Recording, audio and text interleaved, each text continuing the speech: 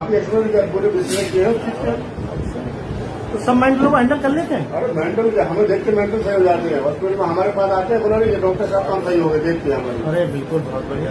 तो आपका मतलब मेंटल हॉस्पिटल में पूरा दबदबा है। हमारी दवाई ऐसी है कि एक बार अगर वो सारे खुराक में कितने पुराना वो मरीज हो बिल्कुल ओके। तो ये जो बरेली मेंटल हॉस्पिटल है, इसका मतलब दूसरी ब्रांच आगरा है, वो दूसरी ब्रांच इसकी चंपावत डिस्ट्रिक्ट में है। चंपावत में। चंपावत डिस्ट्रिक्ट उत्तराखंड। अच्छा, तो वहाँ तो बहुत अच्छे मेंटल होंगे। वहाँ एकदम मेंटल जो है एकदम, वहाँ भी मेरा ये कोई जानने वाला डॉक्टर है। हाँ। विशेषज्ञ है मेंटल। अच्छा, जैसे यहाँ पे अगर मतलब मरीज सही नहीं हो पा रहे हैं तो कहाँ पे ट्रांसफर करते हैं? ये भी सीधे चंपावत डिस्ट्रिक्ट ले जाओ।